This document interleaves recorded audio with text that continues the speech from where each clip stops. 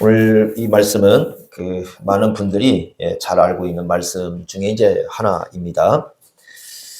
예수님께서 십자가 지실 때에 이제 사형 선고를 이렇게 받았는데 두 행악자도 함께 이렇게 못 박혔다라는 말씀이 이제 등장을 하고 있습니다. 한 사람은 우편에, 한 사람은 좌편에 이렇게 있었습니다. 예수님이 이제 한 가운데 계시는 거죠. 그러니까 한 가운데 계시고 양쪽에 한 사람, 또 한 사람이 있는데 이게 뭔가 인류의 그림을 보여주는 듯한 느낌을 받아요. 그래서 제가 예전에 교회에서 계속 설교를 들을 때는 예수님 이게 두 강도가 있는데 예수님에 의해서 구원받은 사람은 우편 강도다, 계속 그렇게 설교를 들었거든요. 신학교 가가지고 공부했더니 성경에 우편이라는 말이 아예 없더라고요. 그 중에서 좌편인지 우편인지 모르겠더라고요. 한편인 이렇게, 성경은 한편 이렇게 되어 있습니다. 그래서 우편 강도가 구원받고 좌편 강도가 지옥 갔다 이게 아니고 모릅니다, 그걸. 그래서 한편 강도가 그 중에 이제 예수님을 믿었다 이렇게 말씀을 하고 있습니다. 그래서 예수님에 의해서 두 행악자입니다. 똑같은 행악자인데 영원히 갈라집니다. 영원히. 그래서 이게 이제 아마 이 두 사람이 이렇게 옆에 예수님을 가운데 두고 좌우편에 십자가에 죽은 것은 아마 우연이 아니라 하나님의 큰 계획 가운데 이루어진 일이다, 이렇게 우리가 볼 수가 있습니다. 자, 먼저 여러분들이 보시면은 이 한편 강도가 회개한 거예요. 그 회개한 사건을 이해하기 위해서는 예수님을 비방하는 사람들을 한번 여러분 보셔야 됩니다. 어떻게 비방을 하고 있는지 그걸 한번 보도록 하겠습니다. 자, 예수님 주보를 보시면요, 가운데 보시면 십자가에 못 박히신 예수님을 비방하는 세 종류의 사람들이 있었습니다. 첫째는 로마의 군인들입니다. 로마의 군인들이 예수님을 계속 희롱을 했어요. 성경에 보면은. 그래서 마태복음 27장 35절을 보면은 이 로마의 군인들이 예수님의 겉옷과 속옷을 다 나눠 가졌어요. 십자가에 못 박으면 지금이야 우리가 오늘 다 사지만 옛날에 이런 옷감들이 굉장히 귀하잖아요. 그러니까 십자가에 죽은 사람의 겉옷과 속옷을 다 가져가 버립니다. 자기들이 나눠 가지는 거죠. 이런 이제 일들을 하는데, 그렇게 하고 난 이후에 십자가에다 죄패를 붙이죠. 십자가에 이 사람이 왜 십자가에 죽어야 되는가라는 죄패를 붙이는데, 그 죄패 명패에 쓰인 게 유대인의 왕 예수 이렇게 썼어요. 유대인의 왕 예수. 요게 좀 묘한 겁니다. 왜 그러냐면 유대인의 왕이라고 썼어요. 유대인의 왕이라고 썼지만 실제로 빌라도가 확인한 것에 의하면 예수님은 유대인의 왕으로서 활동하지를 않았어요. 정치적인 왕으로서. 그러니까 빌라도가 생각할 때 예수님은 로마법에 의해서는 죽을 죄가 하나도 없었어요. 그러니까 왜 유대인의 왕이라고 썼느냐? 이건 유대인들과의 관계된 일이라는 거예요. 이게 로마에 관계된 법이야. 유대인들과의 관계된 일이다 라는 어떤 그러한 의도를 가지고 유대인의 왕 예수라는 제패를 씁니다. 그리고 난 다음에 누가복음 23장 여러분 36절에 보시면 군인들도 희롱했다. 그러니까 사실은 군인들과 예수님과는 서로 어떤 악감정이 없거든요. 그러면 예수님께서 군인들에게 해를 끼쳤다거나 군인들이 예수님에 의해서 어떤 관계를, 이건 아니거든요. 군인들은 단지 뭐 하는 겁니까? 로마의 법에 따라서 예수님을 십자가에 처형시키는 일을 감당하는 사람들이잖아요. 그럼에도 불구하고 아무 관계도 없는데 희롱을 해요, 예수님을. 그래서 막 예수님을 조롱하고 희롱하고 이런 일을 지금 로마 군인들이 하고 있습니다. 두 번째는 지나가던 사람들입니다. 마태복음 27장 29절 40절을 보면 막 이게 지나갑니다. 지나가던 사람들이 머리를 흔들어요. 어떻게 흔들었는지는 모르겠지만 예수님에 대해서 막 이렇게 아마 기우뚱 그렇게 했던 것 같아요. 머리를 흔들고 갑니다. 그러면서 뭐라고 얘기하냐면 예수님에 대한 소문을 들었겠죠. 만약에 예수님 자신이 하나님의 아들이라면 내려와라, 십자가에서. 그러니까 내려와서 너 자신을 구원하라. 이렇게 이제 예수님을 조롱을 합니다. 이 사람들도 아무 상관없어요, 예수님하고. 그죠? 지나가던 사람들인데 뭔 상관이 있겠습니까? 그럼에도 불구하고 예수님을 조롱합니다. 예수님을 희롱합니다. 그러니까 많은 경우 예수님에 대한 소문이 곳곳에 퍼졌을 것이고 십자가에 죽으신 분이 예수님이다라는 얘기를 듣고 지금 이 얘기를 했던 것 같아요. 그래서 이제 예수님을 조롱하는 그런 모습이 등장을 합니다. 세 번째 종류의 사람들은 종교 지도자들입니다. 대제사장, 서기관, 장로들이 예수님을 조롱합니다. 그래서 마태복음 27장 41절부터 43절 내용이 나와 있는데 새한글 성경을 그대로 좀 번역을 했습니다. 자, 여러분 같이 한번 읽어보겠습니다. 거기는 주보 아래 같이 읽겠습니다. 시작. 마찬가지로 대제사장들도 율법학자들과 원로들과 함께 놀려대며 말했다. 그가 남들을 구원해냈어. 그런데 자신은 구원해내지 못하는 분. 그러면서 이스라엘의 임금이래. 이제 십자가에서 내려와 보시라지. 그러면 우리가 그를 믿을 텐데 그는 하나님을 굳게 믿었어. 이제 원하신다면 하나님이 그를 건져내 보시라지. 나는 하나님의 아들이라고 그는 말했으니까. 이렇게 비난을 합니다. 아주 그 예수님에 대해서 악담을 하는 거죠. 그런데 그때에 마태복음 27장 44절 보면 요 강도, 예수님의 좌우에 함께 있었던 강도들도 예수님을 욕했다라고 나와요. 도대체 두 사람은 뭔 관계가 있어서 예수님 욕했는지 모르겠어요. 욕할 이유가 없어요, 사실은. 그죠?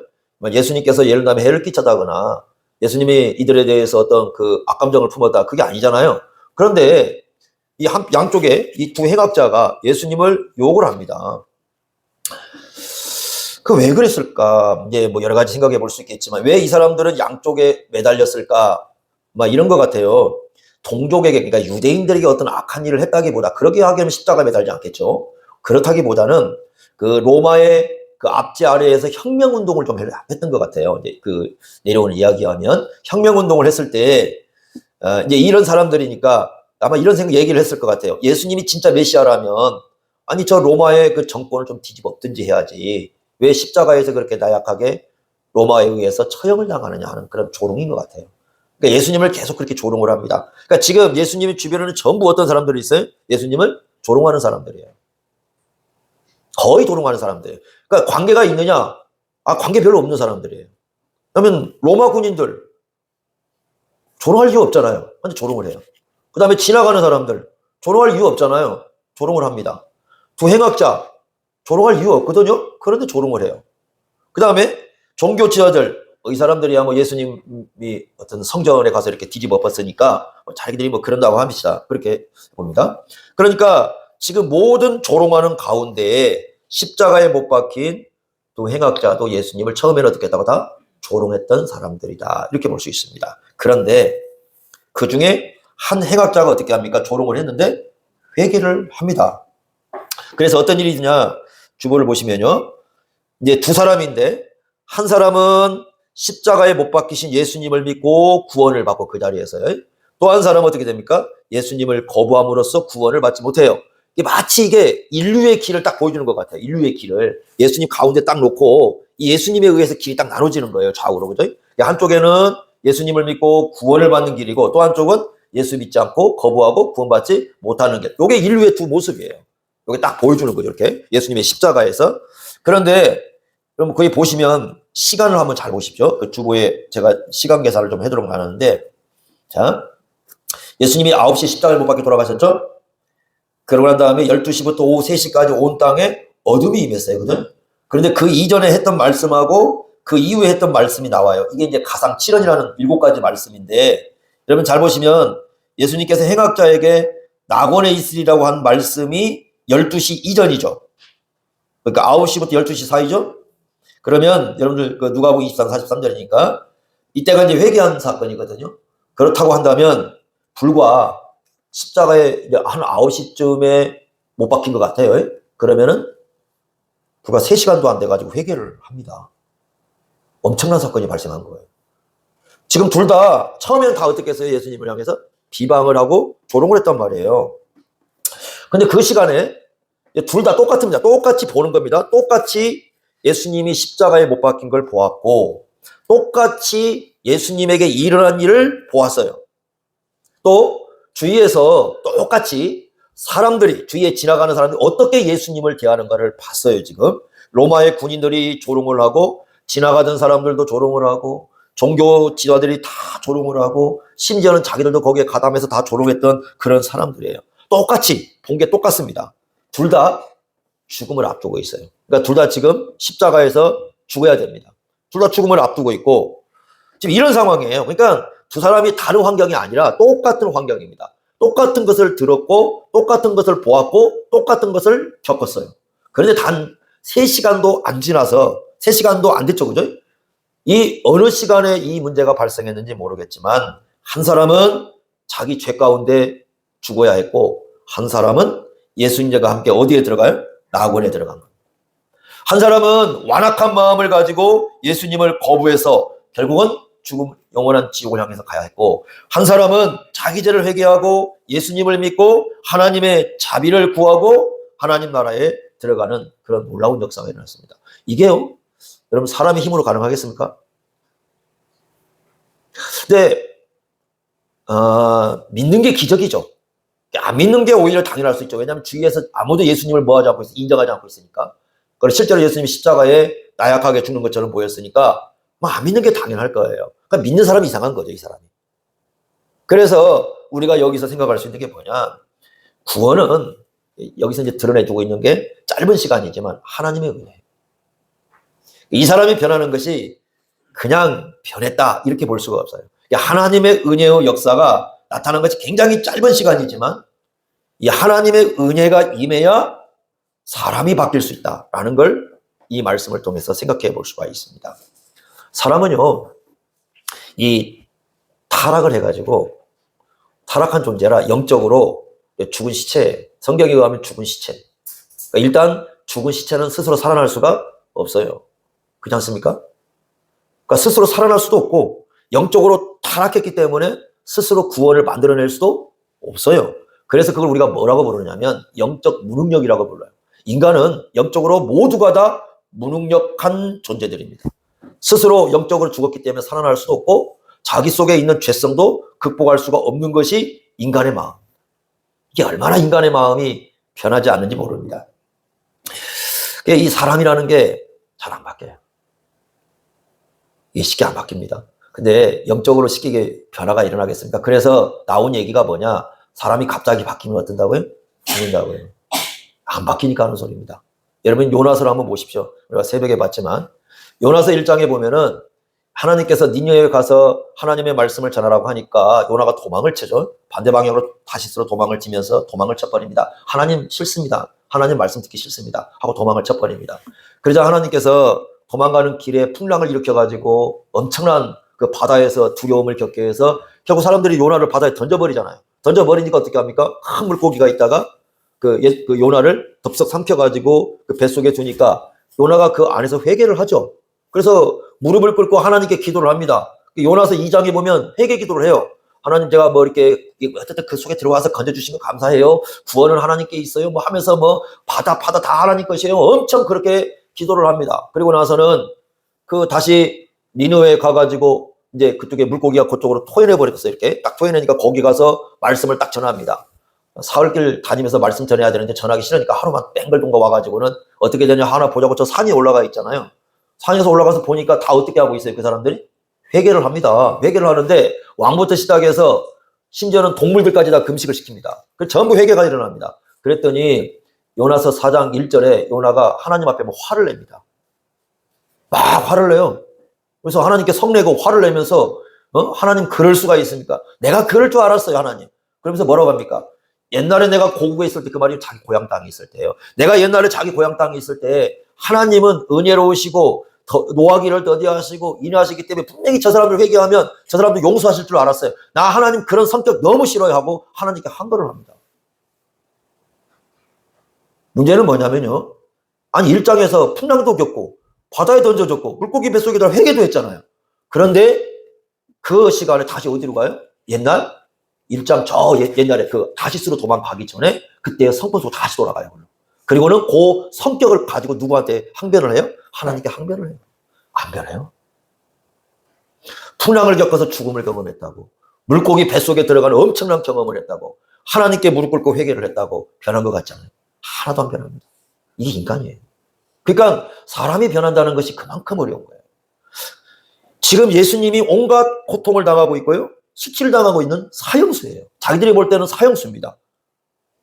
여러분들 그 서대문 형무소 혹시 가보실지 모르겠지만 그게 사형장 남아 있습니다. 이렇게 사형시키는 요런 자리가 남아 있는데, 일본 사람들이 그 독립군들 사형시킬 때 그 사형대 이렇게 좀 보존을 해놨는데 거기서 이렇게 목을 매다서 이렇게 죽이는 거 아닙니까? 그리고 밖에서 이렇게 이제 수 있게 돼 있는데, 여러분 그렇게 사형을 당하는 사형수를 누가 구원자라고 부를 수 있습니까?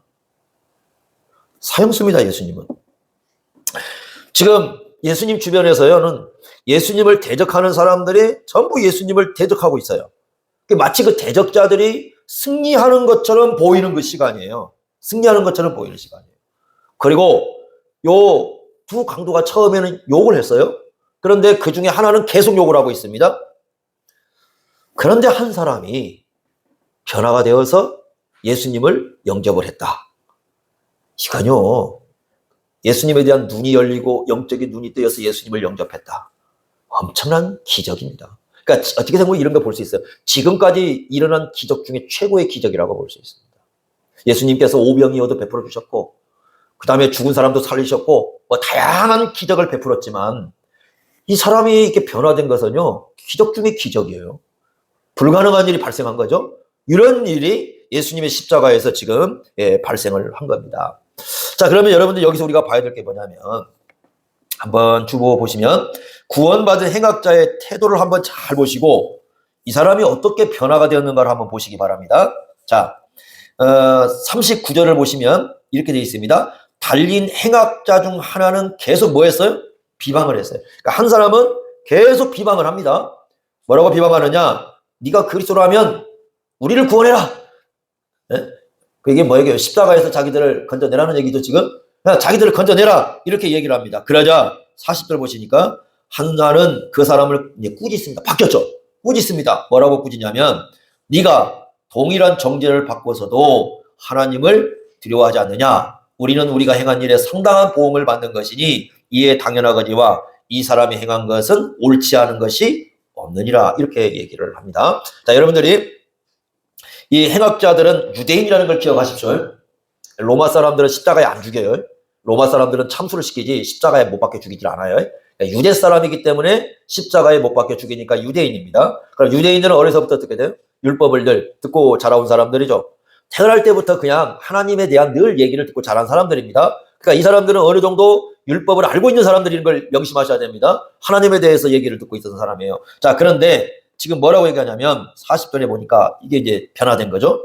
동일한 정죄를 받고서도 하나님을 두려워하지 않느냐? 자, 그러면 지금 자기는 누구에 대한 두려움을 가졌다는 거예요? 하나님에 대한 두려움이죠. 여러분들 보세요. 지금 십자가 처형은 가장 극악한 처형이죠. 근데 십자가의 죽음에 대한 두려움이 아니에요. 십자가에 대해서 지금 처형당하는 그 두려움이 아니고 십자가의 죽음 뒤에 있을 누구를 두려워합니까? 하나님을 두려워합니다. 그럼 뭘 두려워하는 거예요? 하나님의 심판. 정죄라는 말은요, 심판에 관계된 얘기입니다. 하나님의 심판에 대해서 두려워하고 있어요. 그러니까 이 사람은 이제 지금 뭘 믿고 있냐면 자기가 죽고 나면 하나님의 심판이 반드시 존재한다는 걸 믿고 있습니다. 그러니까 이게요, 이게 여러분들이 가끔 우리가 이제 그런 경우들이 있어요. 죽기 전에 막 예수 믿으세요, 예수 믿으세요, 이렇게 이제 돌아가시기 전에. 그래서 예수 따라서 해보세요. 그래서 예수 따라서 하면 구원 받았다, 안 받았다, 이런 얘기를 많이 하지 않습니까? 사실 확신은 안 됩니다. 근데 이제 우리가 예를 들면 그런 경우에, 구원 받을 수도 있다, 이럴 수도 있지만, 이 한편 강도를 적용하면 안 돼요. 왜 한편 강도를 적용하면 안 되냐면, 한편 강도는 신앙이 분명해요. 뭘 믿었어요? 하나님의 심판을 믿었어요. 근데 대개요, 여러분들 보십시오. 대개 그 임종에 가까우신 분들에 대해서 하나님의 심판에 대해서 얘기하는 경우 별로 없어요. 제가 알고 있기로. 지금까지 그런 얘기하는 분 제가 안 들어봤어요. 그러니까 예수 믿으면 구원받는다 그 얘기는 들었어도 당신 이대로 죽으면 하나님 심판받습니다. 그 얘기 안 들어봤어요. 제가. 그 얘기했다는 분들. 그러니까 이분하고 상당히 달라요. 그러니까 하나님에 대한 심판을 믿고 있어요. 이대로 죽으면 하나님의 심판이 존재할 것이다. 두 번째, 자기 죄를 인정합니다. 41절 보세요. 우리는 우리가 행한 일에 상당한 보응을 받는 것이니 이에 뭐하다고요? 당연하다는 거예요. 그러니까 지금 뭐하고 있냐면 자기가 지금 이 십자가에 죽는 것을 이 사람은 로마로 얘기하지 않아요. 지금 로마법에 의해서 처형당하고 있지 않습니까? 그러니까 로마법에 의해서 내가 지금 심판을 받고 있다고 말하는 게 아니고 앞에서 하나님에 대한 두려움을 얘기했어요. 그러니까 누구에 의해 심판을 받고 있다는 거 지금? 하나님에 의해서.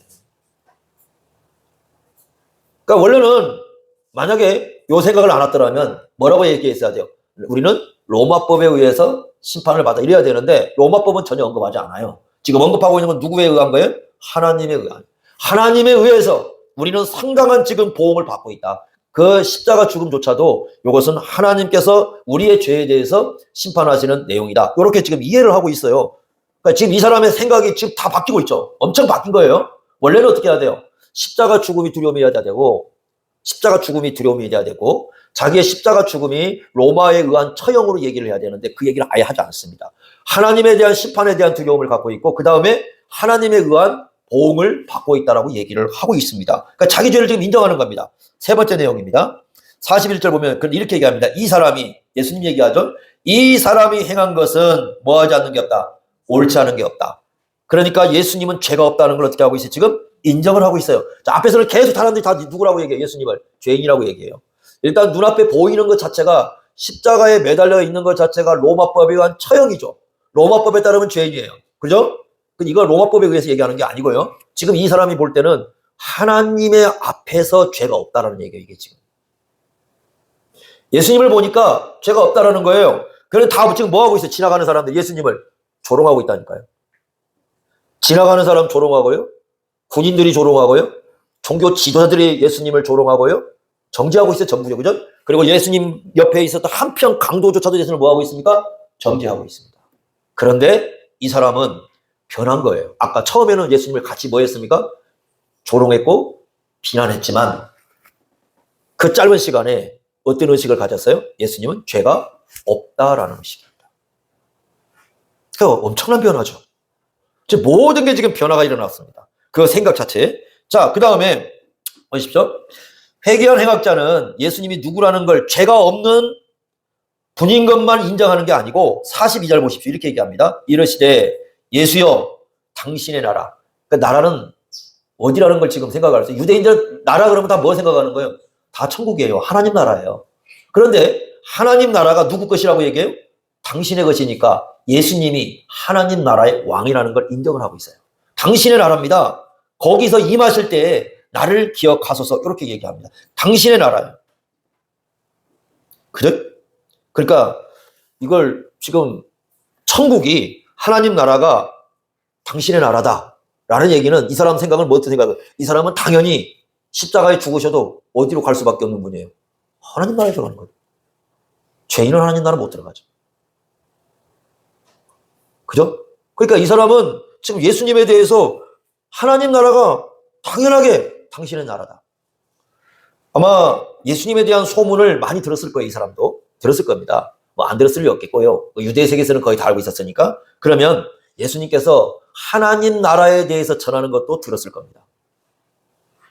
예수님이 하고 다니는 운동이 하나님 나라 운동이잖아요. 그죠? 그 하나님 나라 운동이니까 그 하나님 나라 운동을 한 것을 다 들었을 거예요. 그걸 듣고는 예수님의 나라가 당신의 나라예요. 하나님 나라가 당신의 나라다. 당신은 왕이시다. 그리고 뭐라고 합니까? 나를 어떻게 해달라? 기억해달라.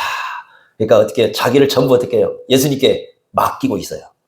그러니까 자기는 앞에서 뭐라고 얘기했어요? 자기는 누구라고? 죄인이고 자기는 이대로 죽으면 하나님의 뭘 받는다고요? 심판을 받고. 그런데 예수님을 딱 보니 그 짧은 시간에 예수님은 뭐가 없고 죄가 없고 하나님 나라는 누구의 나라고? 예수님의 나라고. 그러면 이런 상황에서 하나님의 심판을 피할 수 있는 게 한 길밖에 없다는 거죠. 누구에게 맡기는 거예요? 예수님께 맡기는 거예요. 엄청난 변화가 일어난 겁니다. 당신이 기억해달라.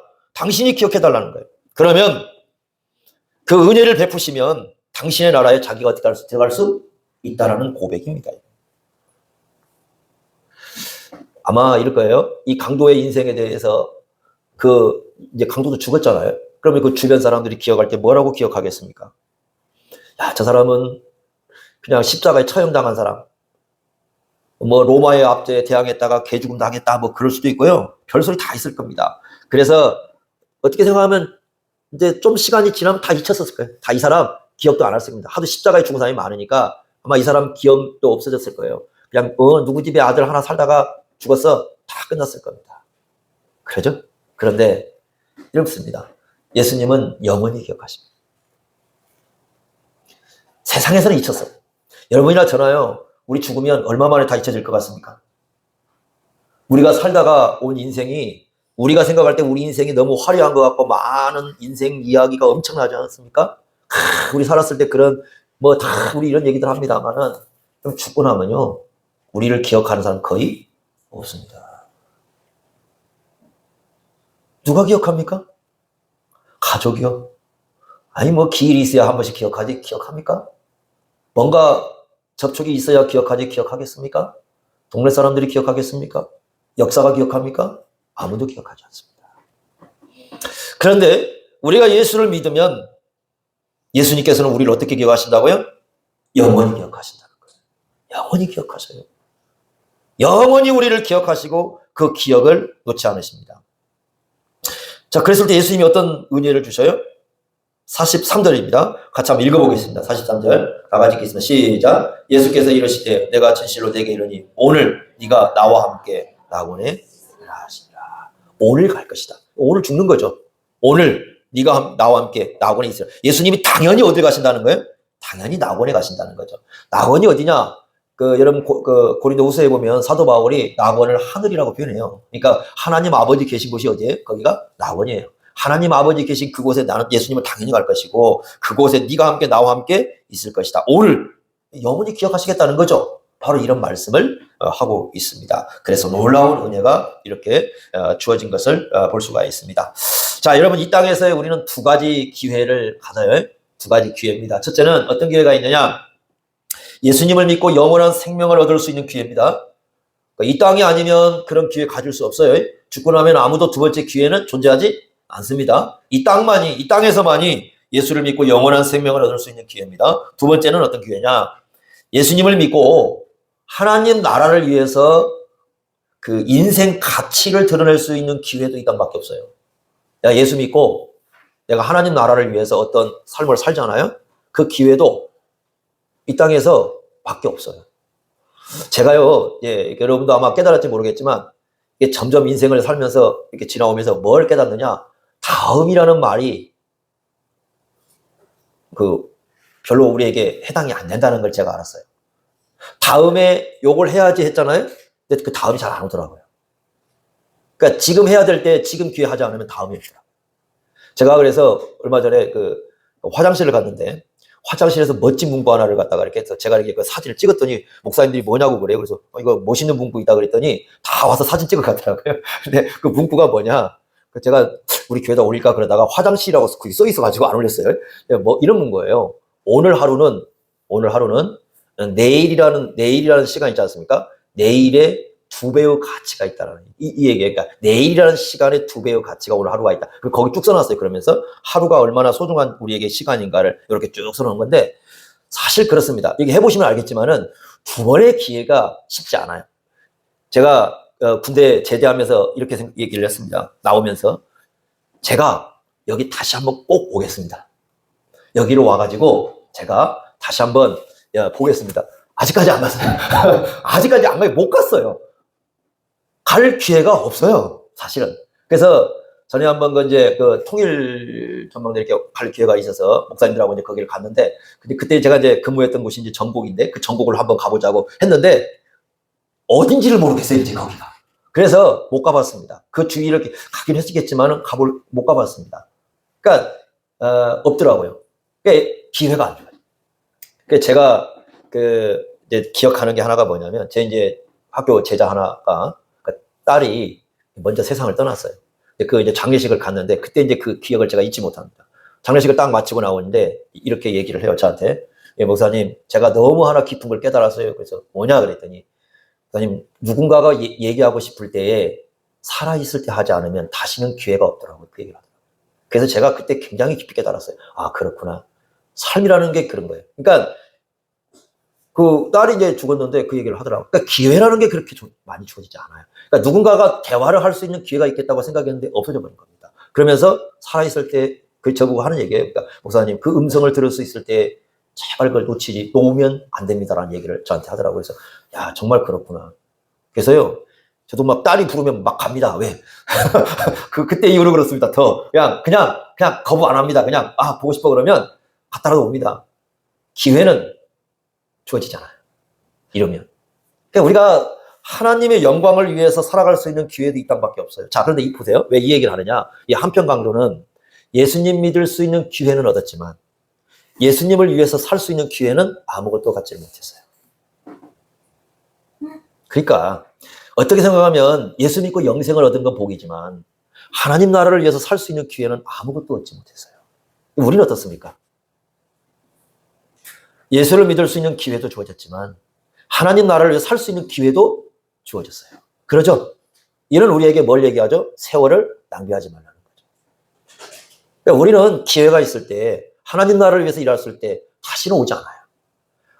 해야 된다고 생각할 때 하는 거예요. 저번에 김종대 사님 설교할 때 그러더라고요. 그죠? 얘기했죠?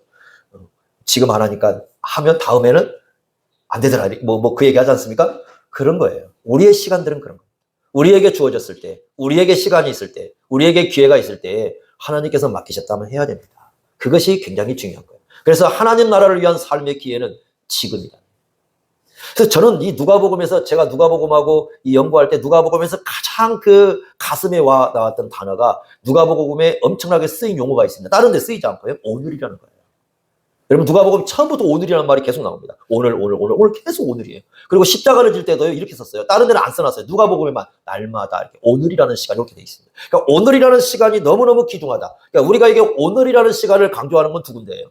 누가복음하고 히브리서입니다. 여러분 히브리서 1장부터 4장까지 읽어보면 오늘이라는 시간이 계속 나옵니다. 오늘이라는 시간이 기회고 그 시간이 우리에게 가장 소중한 시간이라는 거예요. 그러니까 오늘 해야 할 일이 있다면 다음을 생각하면 안 됩니다. 하나님 나라를 위해서 우리에게 주어진 시간이라면 그런 시간들을 소중하게 사용해야 된다. 이 분을 통해서 바로 이제 우리가 이런 부분까지 좀 얻을 수 있는 부분이 이런 부분이에요. 그래서 이 행악자를 보면서 생각을 합니다. 아, 이 사람은 예수를 믿고 구원받은 건 너무 귀중한 거다. 그러나 하나님 나라를 살아갈 수 있는 시간은 하나도 얻지 못했구나. 그죠? 우리에겐 그 시간이 어떻게 됐어요? 선물로 주어졌구나. 그러면 우리에겐 더 큰 은혜가 주어진 거죠. 예수를 안 믿었다면 그런 말 못하는 건데 예수를 믿었기 때문에 엄청난 은혜가 우리에게 주어진 겁니다. 이런 시간들을 여러분 소중히 여기면서 우리에게 이제 앞으로 12월 얼마 남지 않았는데 이 남은 시간들을 참으로 소중하게 사용할 수 있기를 바랍니다. 기도하겠습니다. 하나님 아버지, 행악자를 통해서 하나님의 은혜가 얼마나 깊이 임했는지를 저희들이 깨닫습니다. 그러나 또 한편 생각해보면 우리에겐 더 큰 은혜가 주어졌던 줄 압니다.